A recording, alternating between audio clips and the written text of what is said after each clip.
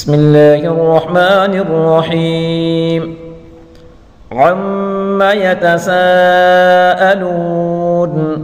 عن النبأ العظيم الذي هم فيه مختلفون. كلا سيعلمون ثم كلا سيعلمون.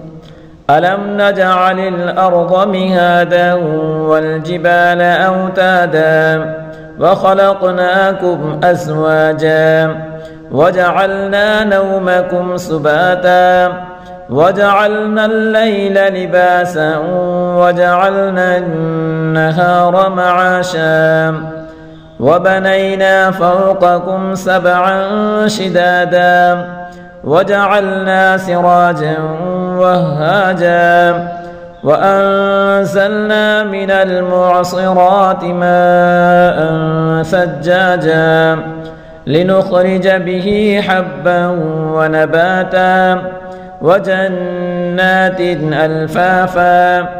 إن يوم الفصل كان ميقاتا يوم ينفخ في الصور فتأتون أفواجا وفتحت السماء فكانت أبوابا وسيرت الجبال فكانت سرابا.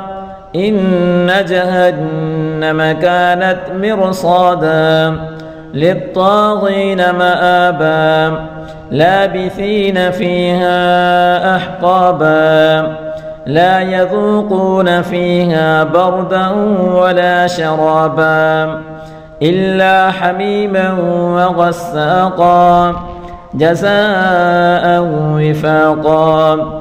إنهم كانوا لا يرجون حسابا وكذبوا بآياتنا كذابا وكل شيء أحصيناه كتابا فذوقوا فلن نزيدكم إلا عذابا.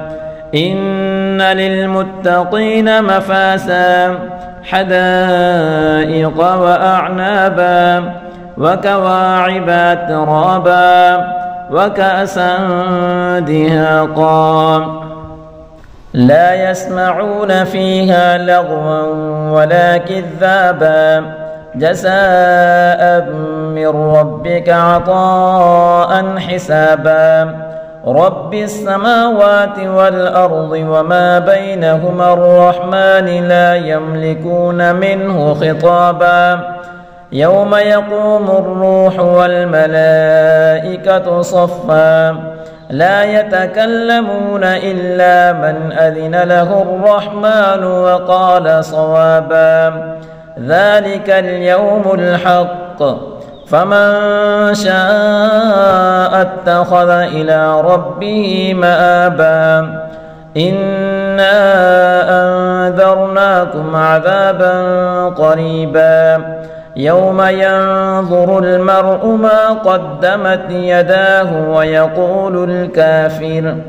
ويقول الكافر يا ليتني كنت ترابا. صدق الله العظيم.